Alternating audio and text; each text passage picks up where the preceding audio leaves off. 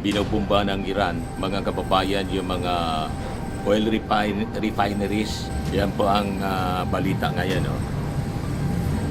Sa Saudi Arabia, yung mga oil refineries ng Aramco, binomba po ng Robert Kiyosaki, breaking Iran strikes the United Arab Emirates in Saudi oil infrastructure in the Persian Gulf. So ito yung update mula sa kanya mga kababayan. The world's energy supply is now a war target, sabi po niya. This is no longer just a military conflict. Iran just turned the Persian Gulf into an economic battlefield. So ito yung warning ni Trump mga kababayan. The big one is coming soon. Trump warns US is just getting started. Nagsisimula pa lang daw sila. So ano? Nagbabagang mga balita at pagtalakay sa mga isyu ng lipunan. Bulsa! Opinyon, banat at paglalantad sa katotohanan. Bulsa! What you see is what you get. You decide. Hello po mga kababayan, si Dante Maravillas. So ibigay ko sa inyo itong mga update.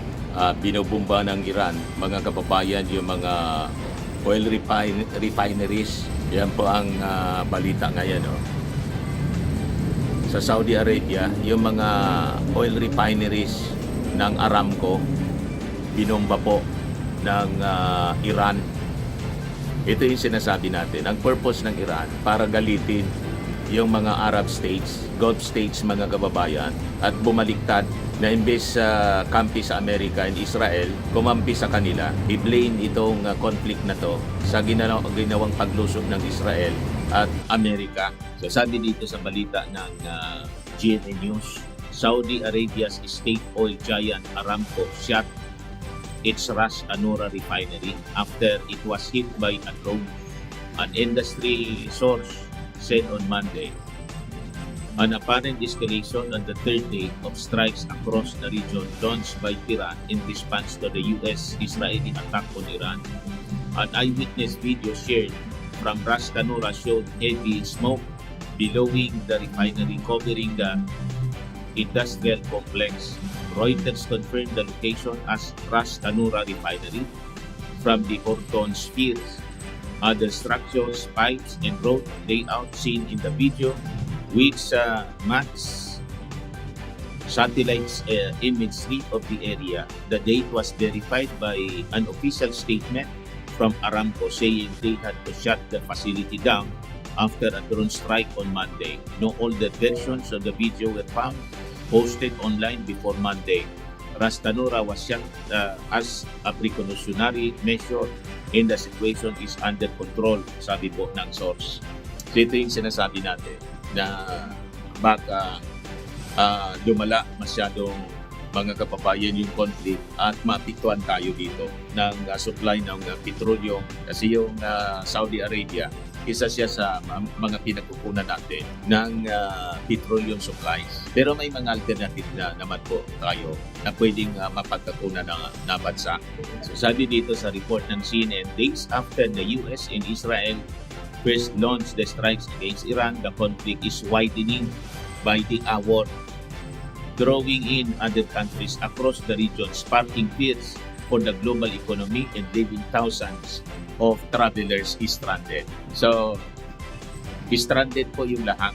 Pero yung Amerika, mga kababayan, yung mga US citizens in the Gulf states, in the region, sa Middle East, pinapa-evacuate na po sa lalong madaling panahon. And that includes siyempre yung mga kababayan natin, mga OFWs, na baka madamay. Ngayon, sa report mga kababayan ni Robert Kiyosaki na closely yung panito, success coach, nag-cover na rin po si Robert Kiyosaki. Ayan, Robert Kiyosaki, breaking Iran strikes the United Arab Emirates in Saudi oil infrastructure in the Persian Gulf.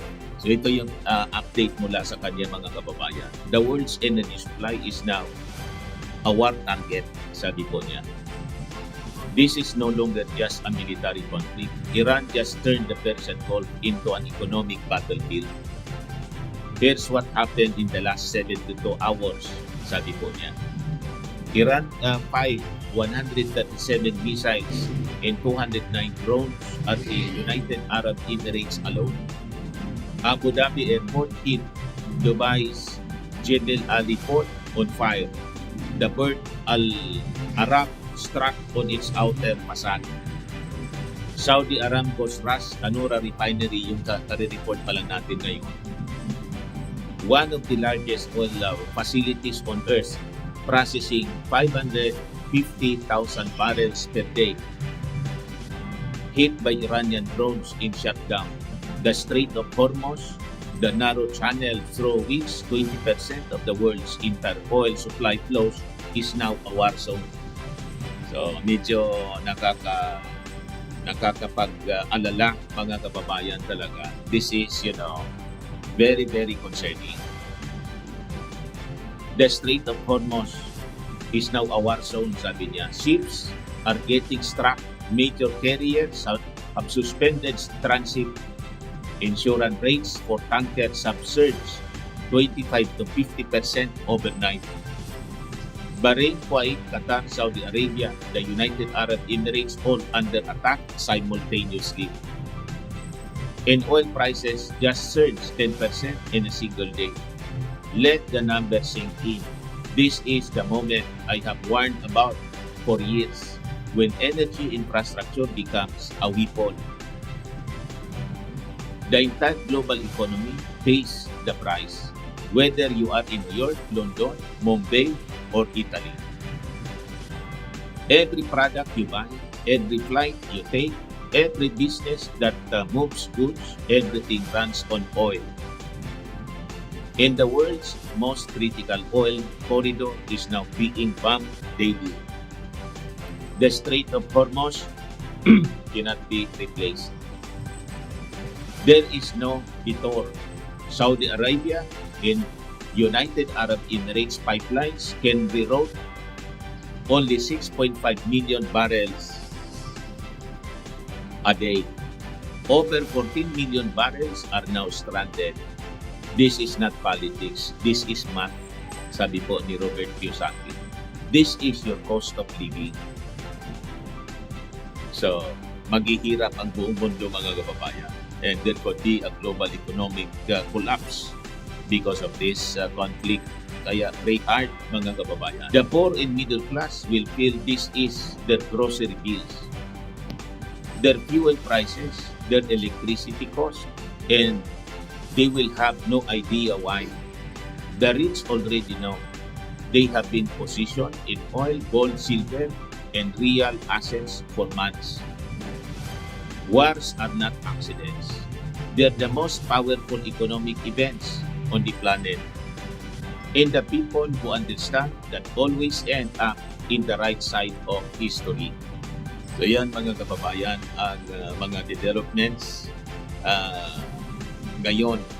It's really worrying mga kababayan. Pero sabi ko po sa inyo, all these things must come to pass as prophesied in the Word of God.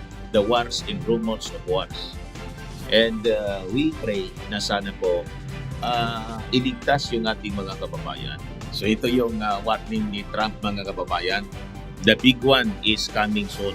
Trump warns. US is just getting started yan. Nagsisimula pa lang daw sila. So ano itong sinasabi niyang the big one?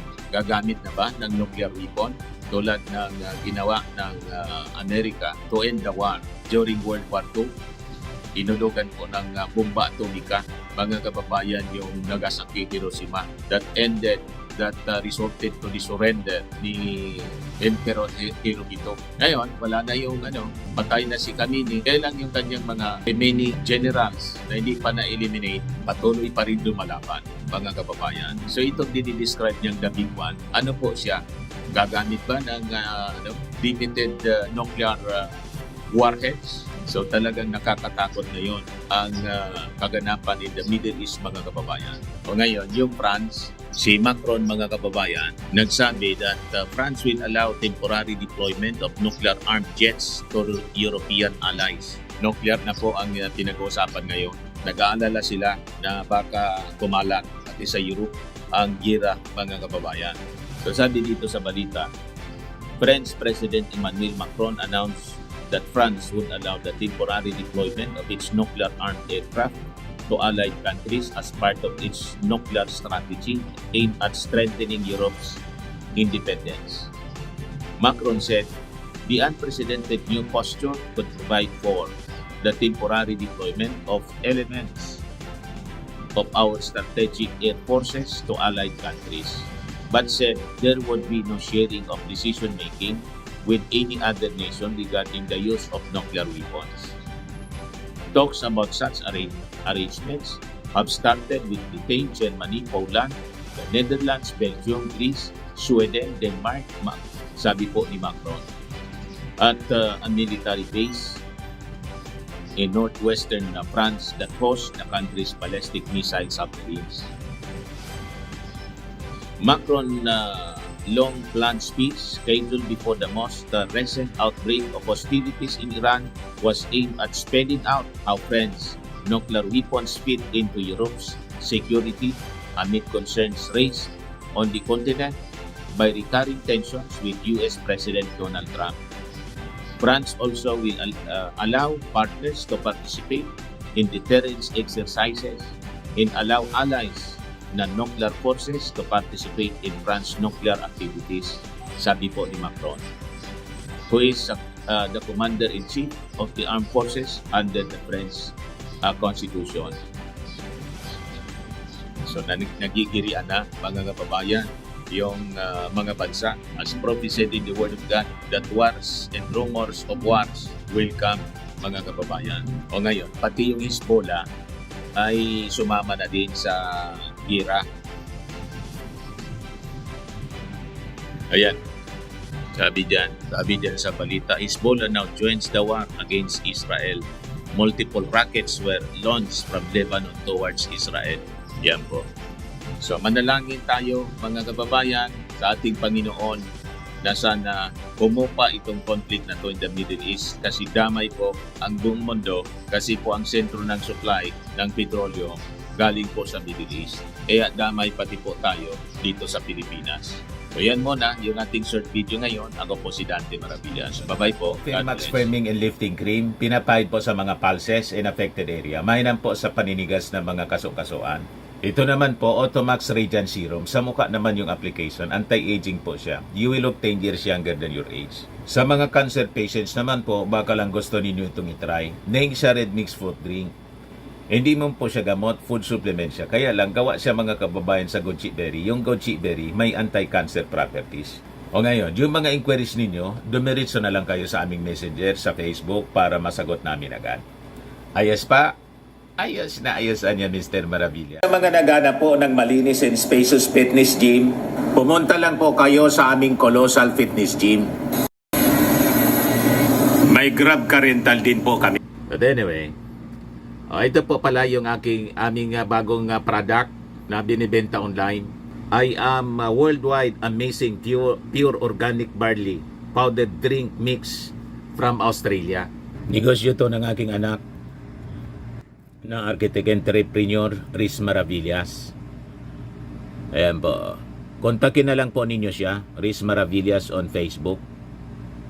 Ang mga health benefits niya, boost immunity, improves digestion, enhance energy levels, packed with antioxidants, prevent cancer. Ito naman po yung bago naming product na binibenta online. Eye Glow Serum, whitening po siya. Tingnan ninyo yung epekto sa aking anak na architect before and now. Yung mga inquiries po ninyo, dumiretso na lang kayo sa kanyang Facebook account, Riz Maravillas.